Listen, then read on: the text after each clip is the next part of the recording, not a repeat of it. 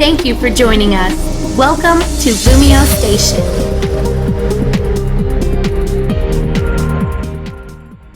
Yo, LumioseStation, what is going on? Your battling conductor NumbNexus bring you guys yet again another Wi-Fi battle.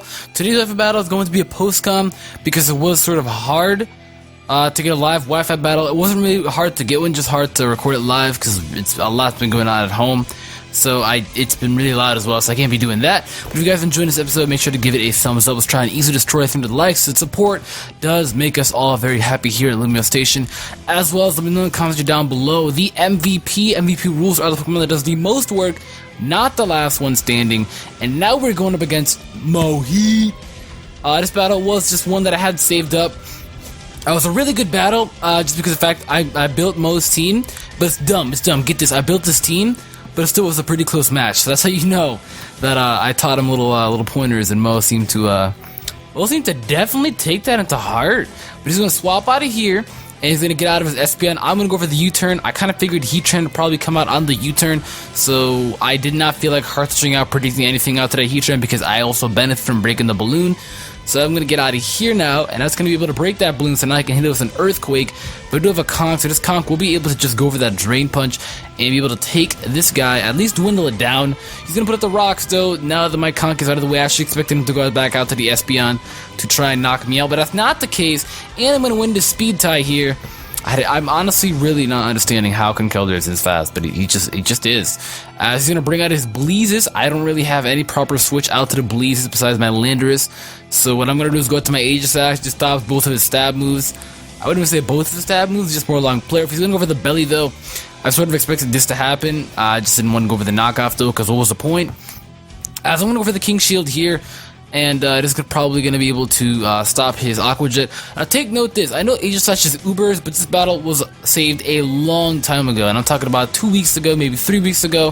So of course, at the moment this battle was done, Aegislash was not Ubers. But I'm going to play around it and try and get him lower enough to where I can knock him off the Shadow Sneak. Unfortunately for me, he goes to the Belly Drum before getting off his freaking Citrus Berry. So that just really bummed me over. That now he has a Citrus Berry and is kind of healthy now, so I'm lowering his attack quite predominantly well, and it's going to make me live another move, so he's actually not going to live and going to die to the Aqua Jet. Doesn't matter, I think it's a +2 now, I think he's still a +2, so it doesn't even matter. I'm going to get out this Intimidate as I Mega Evolve and bring the thing down even more. I still can't take the hit well. That's how powerful Belly Drum Azumarill is. It's just so powerful, it doesn't matter what you get off on, it will still do damage to you.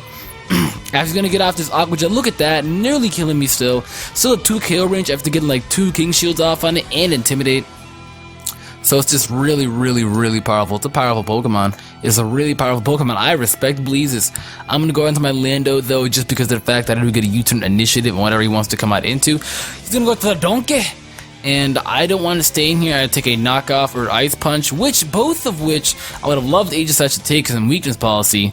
I think, no I'm not, I had lefties, what am I talking about, but either way, YOLO.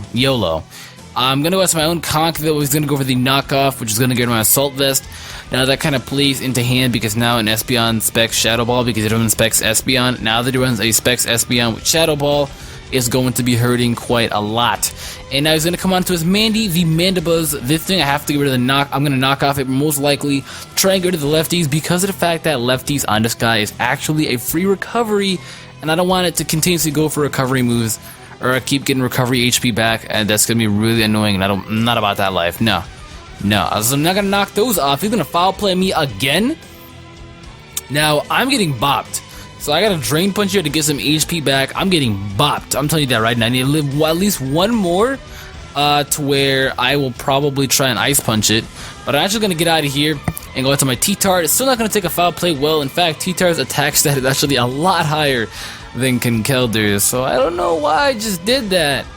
But I did. And, you know, I'm going to get bopped. So I did just do that. I did just do that. As he's not going to get out of here, I'm going to try and put up my rocks, though. See if he's going to come to the donkey. So I go for my rocks. I'm actually really happy to not bring out the Espeon on this because we do pack HP fight. Just to take out T-Tars, you know, on the switch-ins like that. So I'm actually really glad I didn't go out into that. I'm going to get out of here, though, and I'm going to be going straight out into my Conch. as well. Don't get such diversity in our teams, I'm telling you. Such mainstream OU Pokemon. Wow. Wow. As he's gonna get off this Ice Punch, and I'm still gonna be able to live. I just need to win the speed tie though for my Mach Punch to get off first, which it is gonna be able to get off first, and that's gonna be really good damage. So that small little damage actually ends up playing a very big role. So I'm glad I got that off. I'm glad I was able to get off that Mach Punch, and it was a very yummy Mach Punch. That's what it was, a very yummy Mach Punch. As I get out this Intimidate off on this Conkeldurr, I don't think I'll still be able to take an Ice Punch. I'm just trying to knock it out. As I'm gonna go for the U-turn here. I did not think it was in range to die from an EQ, so I didn't want to risk it either. As I'm going to get out of here, I'm going to go into my Thought Pocket, which is the Rotom, and he's probably going to now go for the Ice Punch, which I sort of expected, so that's why I went into my Rotom, and he should be able to eat it up, which he does. Sandstorm is gone as well. Unfortunate because I wanted to knock it out. Unfortunate here because I freaking missed my Hydro Pump. I'm like, okay, no big deal. Alright, so he's going to swap out of here. And he's going to go out into his Moo, the Espeon. Alright, I'm going to go for another Hydro Pump. And I missed again. So I was just like, yeah, I'm done. I don't know what's going on. Every single time I have a Hydro Pump, usually they always miss. And I don't know why. I expected him to go for the HP fight though, so I'm going to come with my Mega Mayneck. As he's actually going to predict my T-Tar and go for the Dazzling Gleam. So he may have swapped up his set, but I do not want to come in on its Espeon. Now that I know that he locked himself with the Dazzling Gleam, I'm going to get a U-turn off on this thing and kill it off, or get a U-turn and get off whatever he brings out back in to give myself initiative. And he's going to come out to Rocks, and Rocks taking a bunch of Rock switch-ins is not going to be nice, as well as that U-turn, which it is ×4 resisted, but that still did, it's still game change, I guess, in a way, you know, min-max, Sandstorm, I don't know, you never know, to be honest, you never know. As he ends up being Charizard X, I sort of expected it, you know, I just kind of thought about it. We built this team, so guys, I built this team, so I know what it is. I had the advantage, but it still did work. I was going to get off this D-Claw, I'm going to barely live it, and get off a Hydro Pump. The only Hydro Pump that I was barely to get off is when I was in a critical condition. I feel like when I'm in a pinch, that's the only way I can get off Hydro Pump, and it's just, oh, it's just so gay. As I'm not trying to risk a Hydro Pump this time, I'm going to go for the Volt Switch and take out this Mandibuzz. And I think now he only has a Conkeldurr left. I really can't remember that in Espeon. I don't think I remember killing the Espeon or not. But I'm going to come on to my Lando T, as he's probably going to come out into his Donkey.